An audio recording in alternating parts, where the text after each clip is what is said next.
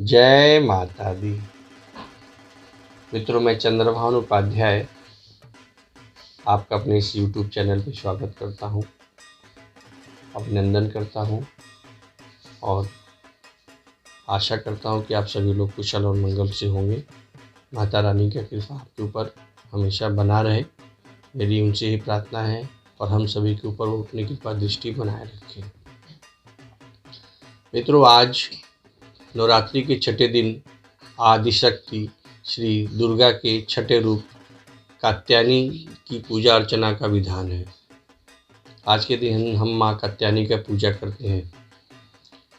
जैसा कि आप श्लोक में लिखा हुआ है, प्रथम शैलपुत्री च द्वितीयं ब्रह्मचारिणी तृतीय चंद्रघंटे ते कुष्मांडते चतुर्थकम पंचम स्कंदमाते ते षष्ठम कात्यायनी च सप्तम कालरात्रि अष्टम महागौरी नवम सिद्धिदात्री च नव दुर्गा देवी नमो नमः।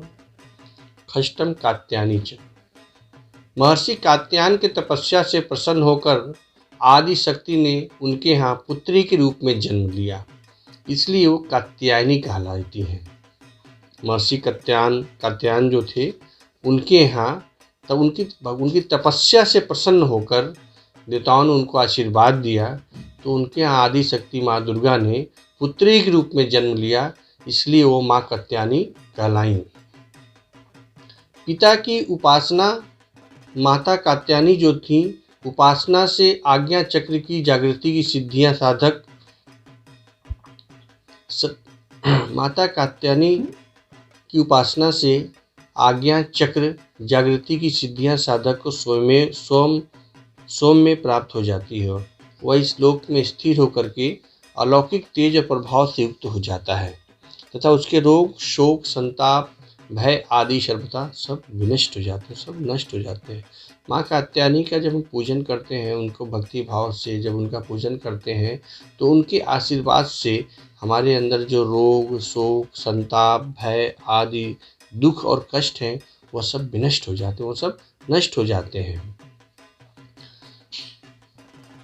पुराणों में कहा गया है कि इनके नाम से जुड़ी एक छोटी सी कथा है, मैं आप लोगों को सुनाता हूँ, आप लोग थोड़ा ध्यान देकर सुने। एक समय कत नाम के प्रसिद्ध ऋषि थे। उनके पुत्र ऋषि कात्य हुए। कत नाम के ऋषि थे और उनके पुत्र ऋषि कात्य हुए। उन्हीं के नाम से प्रसिद्ध कात्य गोत्र भी है। विश्व प्रसिद्ध ऋषि कात्यायन उत्पन्न अपनी भगवती पराम्बरा की उपासना करते हुए कठिन तपस्या की। उनकी इच्छा थी कि भगवती उनके घर में पुत्री के रूप में जन्म लें। जो कत ऋषि के पुत्र थे ऋषि कात्यायन, उनकी इच्छा थी कि माँ भगवती उनके यहाँ पुत्र के रूप में जन्म ले, इसलिए उन्होंने घोर तपस्या की, बहुत ही घोर तपस्या की। माँ भगवती का उपासना उन्होंने किया और माता ने जब उनकी तपस्या बिल्कुल चरम पे पहुंच गई, तब माँ पराम्बरा देवी जो हैं आदिशक्ति, उनसे बहुत प्रसन्न हुई और बोली, उनकी प्रार्थना स्वीकार करके बोली कि ऋषि कात्यायन, मैं तुम्हारे तप से बहुत प्रसन्न हूँ, जाओ तुम्हारे यहाँ मैं पुत्र के रूप में जन्म लूँगी। और वही देवी जो है आदिशक्ति ऋषि कात्यायन के यहाँ पैदा हुई, जन्म ली, तो उनका नाम कात्यायनी पड़ा। जब महिषासुर नाम का राक्षस का अत्याचार बहुत ज़्यादा बढ़ गया, तब उनके विनाश करने के लिए ब्रह्मा, विष्णु और महेश ने अपने अपने तेज और प्रताप का अंश देकर देवी को उत्पन्न किया। महिषासुर के आतंक से जब देवी देवता बिल्कुल त्रस्त हो गए, एकदम बिल्कुल त्रस्त हो गए, तो वो भगवान ब्रह्मा के पास गए। ब्रह्मा जी विष्णु जी के पास गए। ब्रह्मा विष्णु जी को देख करके भगवान भोलेनाथ ने उनका हाल समाचार पूछा। तब पता चला कि भाई महिषासुर नाम का कोई राक्षस है, उसने बड़ा आतंक मचा रखा है। उनकी बातों को सुनकर तीनों देवताओं को बहुत ही अत्यंत क्रोध हुआ और उस क्रोध की अग्नि से जो तेज निकला, उस तेज से उस माँ देवी का अवतार हुआ।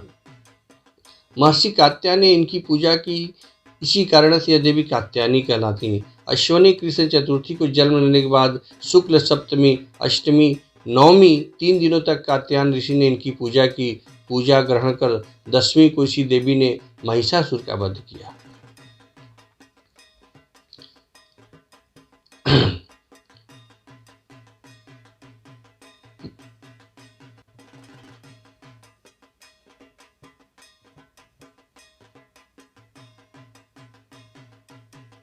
इनका जो रूप है, इनका जो वर्ण है, वह स्वर्ण के समान चमकीला है और इनकी 4 भुजाएं हैं। इनका दाहिना ऊपर का हाथ अभय मुद्रा में है, नीचे का हाथ वर मुद्रा में है और बाएं ऊपर वाले हाथ में तलवार और नीचे वाले हाथ में कमल का फूल है और इनका वाहन सिंह है। आज के दिन साधक मन आज्ञा चक्र में, आज षष्ठी को साधक का जो मन होता है वो आज्ञा चक्र में होता है और आज्ञा चक्र में होने के कारण ये बड़ा ही महत्वपूर्ण स्थान है। आज्ञा चक्र मैंने आपको पहले ही बताया था कि हमारे शरीर में 7 चक्र होते हैं, उसमें से एक आज्ञा चक्र भी है। इस चक्र में की स्थिति साधक कात्यायनी के चरणों में अपना सर्वस्व अर्पित कर देता है।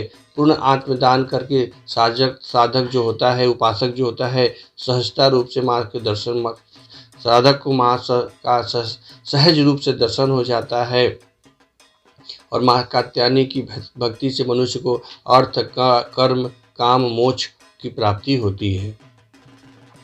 माँ कात्यायनी का पूजन भी अन्य देवियों की तरह बिल्कुल साधारण पूजन है। कोई भी देवी देवता नहीं कहते कि उन्हें आप बहुत सारा भोग लगाएं, खूब बहुत सारा माला फूल चढ़ाएं, बहुत सारा प्रसाद चढ़ाएं, ऐसा कुछ नहीं है। कोई भी देवी देवता हो वह आपके भक्त के भाव का भूखा होता है, न कि उसे प्रसाद का भूखा होता है। तो माँ कात्यायनी का पूजन भी हमें भक्ति भाव के साथ वैसे ही करना चाहिए जैसे अन्य देवी करते हैं। कोशिश करें कि आप इस दिन पीले वस्त्र को धारण करें और पीला वस्त्र धारण करके माँ कात्यायनी का पूजन करें, क्योंकि माँ कात्यायनी का जो वर्ण है वह पीताम्बरी वर्ण है और उनका जो शरीर है, उनका जो चेहरा है वह बिल्कुल सोने के समान उद्दीप्तमान है और चमकने वाला है। अतः आप जो है उस दिन पीला फूल चढ़ाएं, पीले वस्त्र पहने और माँ को बेसन से बना हुआ भोग भी लगाएं, उनको बहुत पसंद है।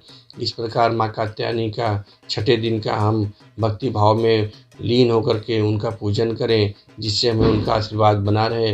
माँ कात्यायनी के आशीर्वाद से हमारे घर में जो भी दुख दरिद्र रोग कष्ट हैं उनसे हम परे हो जाते हैं। उनके आशीर्वाद से हमारे घर में मंगल ही मंगल होता है। इन्हीं शब्दों के साथ मैं अपनी बात को ख़त्म करता हूँ और कल पुनः माँ कालरात्रि के साथ आपके पास आऊँगा और उनके बारे में थोड़ी जानकारी दूंगा जितना मैं जानता हूँ। अगर वीडियो दोस्तों अच्छा लगे, हो सकता है इसमें बहुत सारी चीज़ें ऐसी हैं जो नहीं आता है, कहीं कहीं मुझे परेशानी भी होती है, लेकिन आपका अगर आशीर्वाद और प्रेम बना रहा तो सब भी धीरे धीरे हट जाएंगे। और आपको वीडियो अच्छा लगे तो उसको लाइक करिए, सब्सक्राइब करिए, दोस्तों में भी चर्चा करिए उसका। तब तक के लिए नमस्कार, जय माता दी।